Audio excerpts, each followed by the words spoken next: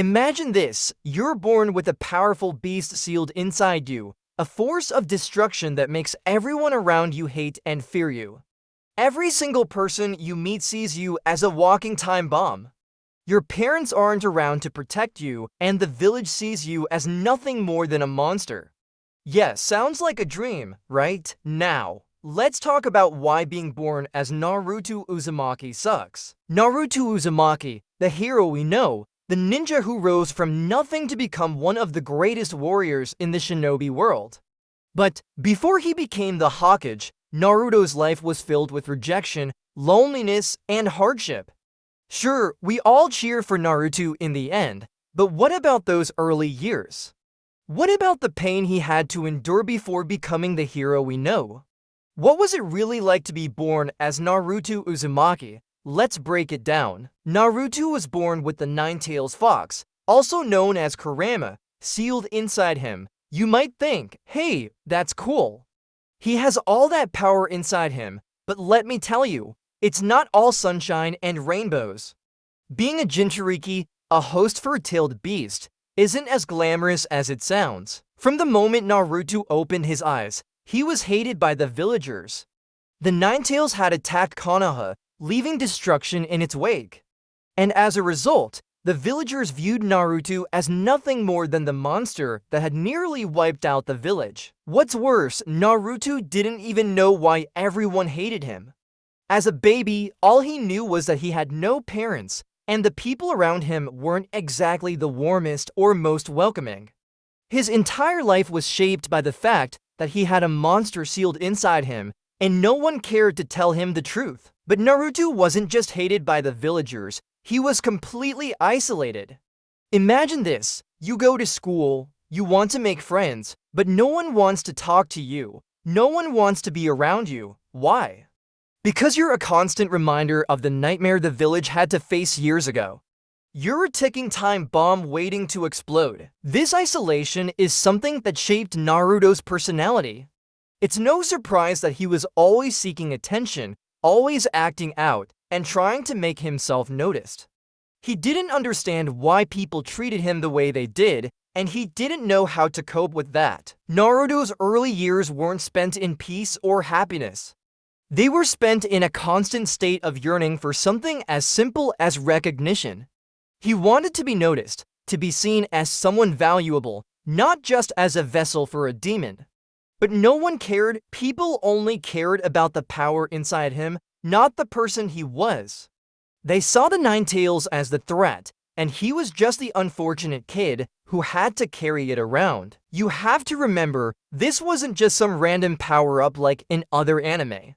This wasn't a cool ability he could choose to ignore or embrace. It was a curse that defined his entire existence. Everywhere he went, the Nine-Tails was there. It followed him around like a shadow, even though he had no control over it. But it wasn't just the villagers that treated him badly. The people closest to him, the people he wanted to trust, didn't understand either. Iruka, one of Naruto's first teachers, was one of the few people who treated him with kindness. But even Iruka struggled with his role as a teacher, always questioning whether Naruto was worth the effort. And when Naruto got his first taste of being acknowledged by Iruka, it was a turning point in his life. But the journey to that moment wasn't easy. The turning point for Naruto came when he was faced with a situation where he could have just given up. The moment that defines his entire character is his battle for acknowledgement and love. Remember the fight against Mizuki, when Naruto risked his life to get the Hokage's headband? That's the moment he truly realized he wasn't alone, that people could care about him. But it wasn't all just about recognition. It was about proving to himself that he was worth something. He wasn't just the Nine-Tails fox. He wasn't just the monster everyone feared. He was Naruto Uzumaki, and he had a dream to be the Hokage, the leader of the village, the one who could protect everyone, even the people who didn't accept him. Now, you might think that was the ultimate victory, right? Naruto proving his worth, getting respect from Iruka, and beginning his path to greatness. But hold on, it wasn't that simple. As much as Naruto grew, As much as he fought for his place in the world, the Ninetales was still with him. That internal battle never went away. And what's worse, the older Naruto got, the more he realized that his path to the Hokage's seat wasn't just about physical strength or fighting ability.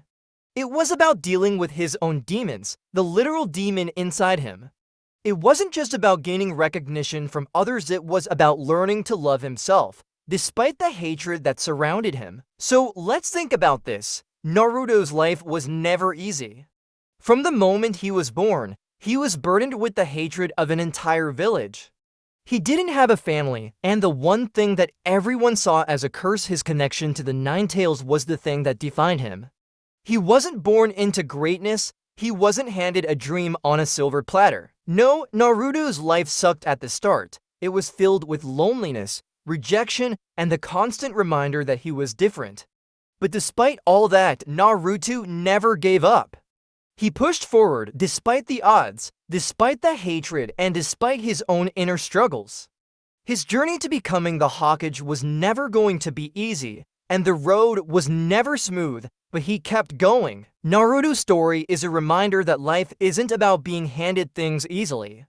It's about working hard, facing your demons, and proving to yourself that you matter even when everyone around you tells you otherwise. If you enjoyed this, don't forget to hit that subscribe button for more content like this.